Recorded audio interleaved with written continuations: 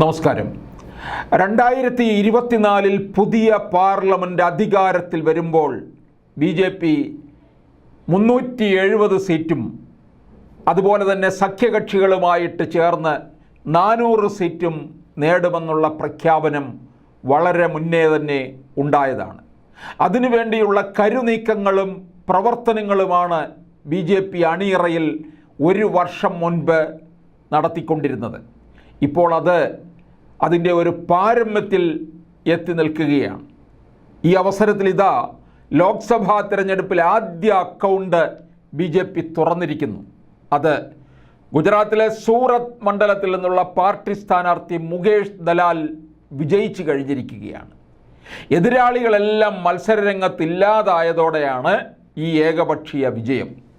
കോൺഗ്രസ് സ്ഥാനാർത്ഥിയുടെ form returning officer നിരസിച്ചപ്പോൾ മറ്റ് 8 സ്ഥാനാർത്ഥികൾ പത്രിക പിൻവലിക്കുകയായിരുന്നു. സൂറത്ത് ലോക്സഭാ സീറ്റിൽ നിന്നുള്ള കോൺഗ്രസ് സ്ഥാനാർത്ഥി നിലേഷ് കുംഭാനിക്ക് തൻ്റെ 3 നിർദ്ദേശകരിൽ ഒരാളെ പോലും തെരഞ്ഞെടുപ്പ് ഓഫീസർക്ക് മുന്നിൽ അവതരിപ്പിക്കാൻ കഴിഞ്ഞില്ല. തുടർന്ന് അദ്ദേഹത്തിൻ്റെ നാമനിർദ്ദേശ പത്രിക റദ്ദാക്കുകയായിരുന്നു. കുംഭണിയുടെ നാമനിർദ്ദേശ പത്രികയിലെ 3 നിർദ്ദേശകരുടെ ഒപ്പിലെ പൊരുത്തക്കേടിനെക്കുറിച്ച് BJP ചോദ്യങ്ങൾ ഉന്നയിച്ചിരുന്നു.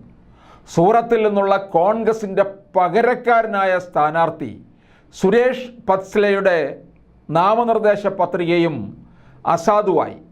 ഗുജറാത്തിലെ പ്രധാന പ്രതിപക്ഷ പാർട്ടിയായ കോൺഗ്രസിനെ തെരഞ്ഞെടുപ്പ് ഗോധയിൽ നിന്നും പുറത്താക്കുകയും ചെയ്തു. കുംഭാനിയും പത്സലയും സമർപ്പിച്ച 4 നാമനിർദ്ദേശ ഫോമുകൾ നിരസിച്ചതായി റിട്ടേണിംഗ് ഓഫീസർ സൗരഭ് വർദ്ധി തൻ്റെ ഉത്തരവിൽ പറയുന്നുണ്ട്. കൂടാതെ ഫോമുകളിൽ ഒപ്പിട്ടത് തങ്ങൾ തന്നെയാണെന്ന് നിർദ്ദേശിച്ചവർ സത്യവാങ്മൂലത്തിൽ പറഞ്ഞതായി റിട്ടേണിംഗ് ഓഫീസറുടെ ഉത്തരവിൽ പറഞ്ഞു. അങ്ങനെ BJP ആദ്യ ഫലം ഗുജറാത്തിൽ നിന്നാണ്. ആദ്യ അക്കൗണ്ടും അവിടെ നിന്ന് തന്നെ വന്നിരിക്കുകയാണ്.